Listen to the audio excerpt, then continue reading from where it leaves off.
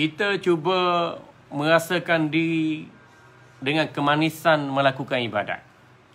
Kita makan nasi, kita rasa sedap nasi di mana? Minum air, kita rasa manisnya, sedapnya, lemaknya, enaknya di mana? Begitu juga bila kita makan kuih. Kita rasa sedap, manis, lemak dan kualiti di balik makanan serta minuman berkenaan. Tetapi cuba kita transform dalam diri kita. Bila kita melakukan ibadat, solat ke, puasa sunat ke, zikir ke, baca Quran ke, bersedekah ke, berselawat, beristighfar, di mana rasa kemanisannya, tuan-tuan? Cuba kita tanya diri kita. Kenapa bila makan rasa manis, masam, pahit dan seumpamanya, tetapi bila kita melakukan ibadat, perasaan itu tak terkecap pada hati sanubari dan diri kita. Mengapa situasi ini berlaku? Yang pertamanya, bila kita tak rasa kemanisan ibadat, yang pertamanya mungkin antara kita dengan Allah tu masih lagi banyak dosa-dosa yang tersisa, yang belum kita mohon ampun kepadanya, yang belum kita bertaubat nasuha kepadanya. Maka dosa itu menjadi hijab, menjadi tabir perintang antara kita dengan Allah. Beribadat, ya, kita melakukan ibadat pagi, petang, siang, malam, solat, baca Quran, zikir, wirid, selawat, istighfar, bersedekah, bertahlil, bertahmid, bertasbih. Tetapi kita gagal merasai nikmat, kemanisan dalam melakukan ibadat kerana antara kita dengan Allah ada hijab yang menyebabkan kita tidak merasai nikmat kemanisan berkenaan. Jadi selesaikanlah masalah hijab, dosa, noda, maksiat dan kezaliman kita itu pada Allah dengan taubatan nasuha. Tubu ilallah ayyuhal mu'minun. Kembalilah kamu bertaubat kepada Allah, wahai orang-orang yang beriman. La'allakum tuflihun. Mudah-mudahan kamu beroleh kejayaan. Jadi setiap pagi, petang, siang, malam, kita sentiasa bertaubat kepada Allah dengan taubat nasuha. Taubat nasuha. Taubat dengan sebenar-benarnya. Kita menyesal terhadap apa yang kita lakukan. Berazam untuk tidak mengulangi kembali. Dan meninggalkan salah silap, dosa dan noda berkenaan. Buat selama-lamanya. Alhamdulillah. Kita sama-sama buat. Ya, supaya kita dapat merasai kemanisan ibadat. Kemanisan ibadat boleh dirasai dalam perjalanan menuju akhirat, dimulakan dengan taubat. Tanpa taubat kita tak rasai kemanisan ibadat.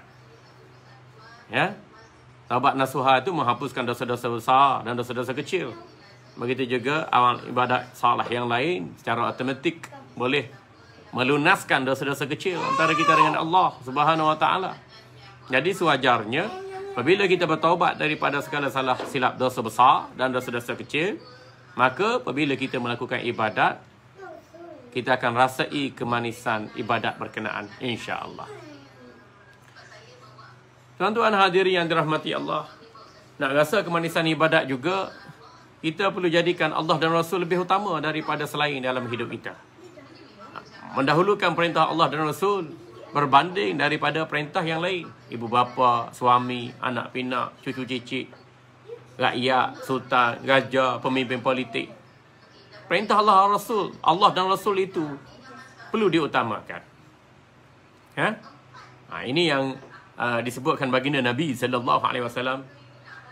Salah satu man wajada fi halawatul iman ayakun Allah wa Rasul ahabba ilaihi mimma siwahuma. 3 perkara di antara seseorang itu boleh merasai kemanisan iman ialah, yang pertama sekali, dia menjadikan Allah dan Rasul itu lebih dia cintai selain dari keduanya. Jadi bila kita mengutamakan kehendak Allah dan Rasul dalam kehidupan kita, sabda Nabi, seseorang itu pasti merasai kemanisan dalam melakukan ibadat, insya-Allah. Yang kedua, wa ayyuhibbul mar'a la yuhibbuhu illa lillah. Nak rasai kemanisan iman juga ialah apabila kamu menyukai seseorang, kamu sukai seseorang itu hanya semata-mata kerana Allah dan Rasul. Kita suka isteri kita kerana Allah dan Rasul. Kita sayang pada suami kita kerana Allah dan Rasul. Kita sayang pada anak-anak kita pada Allah kerana Allah dan Rasul. Kita sayang pada ibu bapa kita kerana Allah dan Rasul. Kita sayang pada jiran-jiran kita, anak buah kita, rakan sekerja kita, pemimpin kita, rakyat kita. Mata-mata kerana Allah dan Rasul. Atas paksi inilah insya-Allah maka kita akan dapat merasai kemanisan dalam melakukan ibadat. Yang ketiganya tuan-tuan, untuk merasai kemanisan ibadat, bagaimana yang disebutkan baginda Nabi sallallahu alaihi wasallam. Allahumma salli wa sallim wa barik ala sayyidina Muhammad wa ala alihi wa sahbihi ajma'in. Yang ketiganya ialah kita dapat merasai kemanisan ibadat dengan kita membenci maksiat dan kekufuran. Wa ay yakraha an yakuna fil kufri kama yakraha an yuqzafa fin nar. Atau kama qala Nabi sallallahu alaihi wasallam. Nak rasai kemanisan ibadat, seseorang itu benci melakukan maksiat dan kekufuran sebagaimana dia benci suatu hari nanti dia dicampak oleh Allah dalam api neraka. Ya. Jadi berdasarkan hadis ni, hadis yang sahih diriwayatkan Bukhari dan selainnya, baginda sallallahu alaihi wasallam menjelaskan kepada kita ada 3 perkara penting untuk kita merasai kemanisan dalam melakukan ibadat.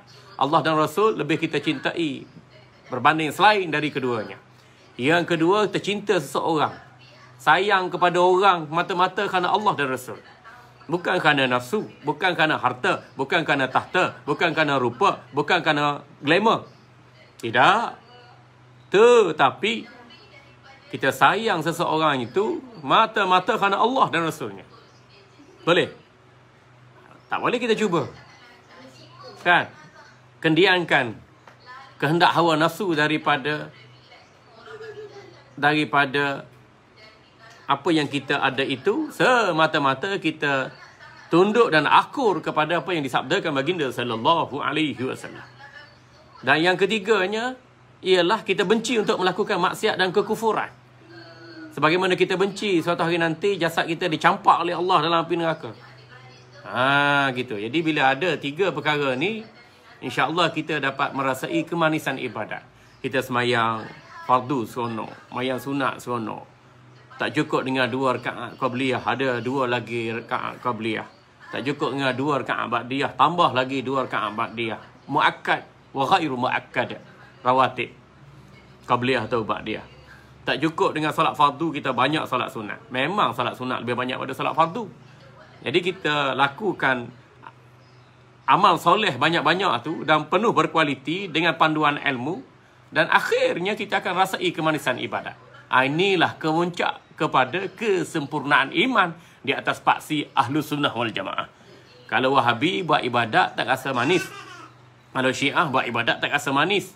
Liberal atau lain-lain jangan sesat, buat ibadat tak rasa manis, bahkan rasa pahit, rasa berat, rasa serabut, rasa malas, rasa stres, rasa tertekan, rasa nak bunuh diri. Kita alhamdulillah Ahlus Sunnah wal Jamaah ini, bila paksi akidah kita, paksi akidah yang benar atas apa yang dikehendaki oleh Allah Subhanahu wa taala dan Rasulnya sallallahu alaihi wasallam dan para ulama, maka kekuatan akidah, kekuatan iman itu menggerakkan naluri hati kita yang bersih untuk melakukan ibadat, dan ibadat yang kita buat dilakukan dengan sepenuh hati kerana kita tahu di sebalik ibadat yang kita lakukan itu kita pasti akan merasai nilai kualitinya hingga kita merasai kemanisan dalam melakukan ibadat, dan di saat itu kita yakin dan sedar bahawa ibadat yang kita buat sememangnya boleh diharap menjadi bekalan untuk menuju akhirat. Inilah yang difirmankan oleh Allah Subhanahu wa taala dalam Al-Quran, wa tazawwadu fa inna khairaz zadi taqwa. Berbekallah kamu, maknanya carilah bekalan dengan sebanyak-banyaknya. Sebaik-baik bekalan ialah ketakwaan pada Allah Subhanahu wa taala. Jadi buat ibadat sehabis baik dengan iman yang mantap, ibadat yang dilakukan dengan penuh nikmat, insya-Allah kita sentiasa diberi bantuan, nusrah dan ma'unah oleh Allah Subhanahu wa taala terhadap apa situasi yang berlaku yang dikatakan ujian mendatangi hidup kita itu. Dan setiap musibah ada jalan keluar. Wa may yattaqillaha yaj'al lahu makhraja wa yarzuqhu min haitsu la yahtasib wa may yatawakkal 'ala Allahi fa huwa hasbuh innallaha balighu amri qad ja'ala Allahu likulli syai'in qadra. Maksudnya ialah Barang sesiapa bertakwa kepada Allah, yaj'al lahu makhraja, Allah jadikan kesempitan hidup ada jalan keluar.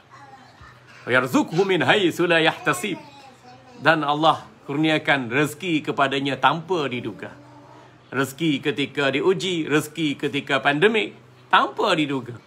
Walau datang ujian, datangnya pandemik, kita sentiasa ada jalan keluar dari sisi Allah Subhanahu wa taala. Wa may yatawakkal 'ala Allah fa huwa hasbuh. Barang sesiapa yang berserah diri pada Allah, usaha ikhtiar serah pada Allah, usaha ikhtiar serah pada Allah, fa huwa hasbuh, maka Allah memberikan kadar kecukupan dalam hidup dia. Duit sikit tapi cukup, anak sikit tapi cukup, bini sikit tapi cukup, jawatan kecil tapi cukup, harta sikit tapi cukup. Bahkan orang lain dapat manfaat yang besar daripada kecukupan yang ada pada kita. Wa may yatawakkal 'ala Allahi fa huwa hasbuh. Barang sesiapa yang berserah diri pada Allah, bulat-bulat hati dia, setelah usaha dan ikhtiar, nescaya Allah akan mencukupkan segala keperluannya. Dan dia rasa qanaah, dia rasa berkecukupan dengan apa yang ada. Tak ada lah rasa tamak, halaba, menjeling di mata orang lain, di tangan orang lain, mengintai kelemahan orang lain, timbul penyakit, takabur, ujub, riak, sum'ah, hasad, haqad dan seumpamanya. Na'udzubillahi min zalik. Nah, inilah situasi yang perlu kita ada, iaitu melakukan ibadat dengan merasai nikmat kemanisan ibadat. Dan bila kita konsisten dalam keadaan begini, insya-Allah Allah Subhanahu Wa Taala menguji kita dan kita ada jalan keluar, dan kita sentiasa cukup dengan apa yang Allah kurniakan kepada kita, ya. Dan kita sentiasa diberi taufik olehnya. Alhamdulillah.